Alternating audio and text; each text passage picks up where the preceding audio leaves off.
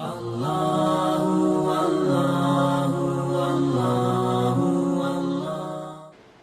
Muhammad have multiple wives, and is that a perfect example that it's okay to have multiple wives? And Okay, fine. So the question is about polygamy or polygyny, as we say, right? Multiple wives or so. It's important for us to know that before Islam was reintroduced in Arabia in the 7th century, people used to have unrestricted polygyny.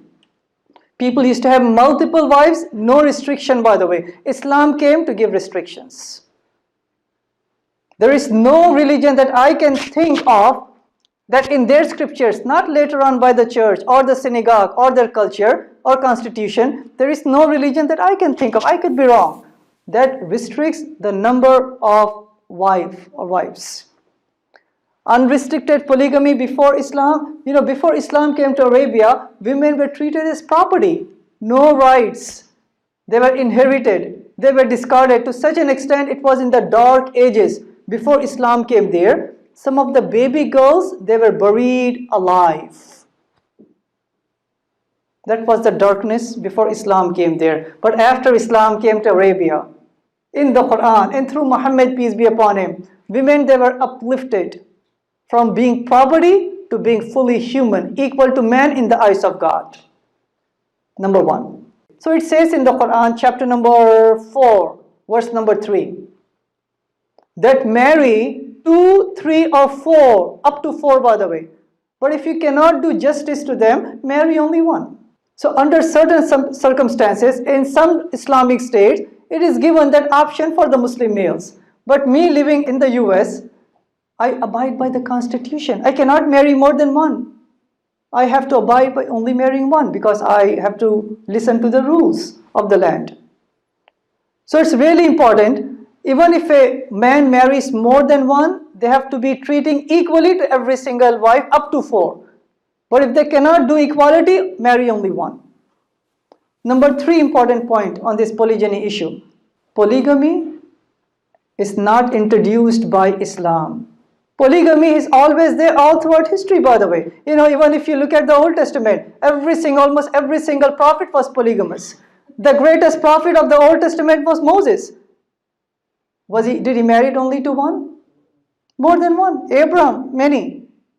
King Solomon, it says in 1 Kings chapter 11, verse number 1, 2 and 3, he had 700 wives.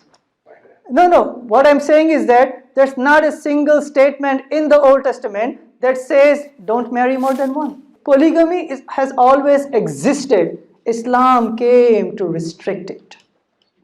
Even when you look at in the US, right? Forget about the Old Testament, the Quran, any religion. Even when you look at the US, according to Chicago Tribune, a poll was taken, a typical American male has 7 extra, either premarital or extramarital affairs, without any restriction.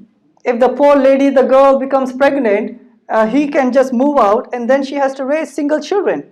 What Islam said is that if you're going to marry more than one, give 100%, you are responsible for the children, for the women, for the clothing, share every single necessity. Compare it. Unrestricted number of extramarital affairs, unrestricted number of wives, no responsibility, compared to what Islam said. 100% responsibility. If you cannot do justice, marry only one. This is doing justice to the widows, to the orphans, especially in the time of war. When a lot of males are killed, there's a surplus of women. Who's going to marry them? If every single person, we need the warmth of a home, of a spouse, of children. We can give as much money, social security money and food stamps. That's still not family, by the way. And many a times, the children of a single parent household, they're close to 40% of this country, they have single parent household. And children of the single parent homes, they're more prone to getting sick, more prone to getting dropped out from the high schools. They're more prone to getting into guns and gangs and having lower IQ, and this vicious cycle continues. What is the solution, by the way? The solution Islam gave. So we have to look at the wisdom of God. So again, Islam did not introduce polygamy, it only restricted it with the wisdom behind it. With 100% responsibility for the safety of the society.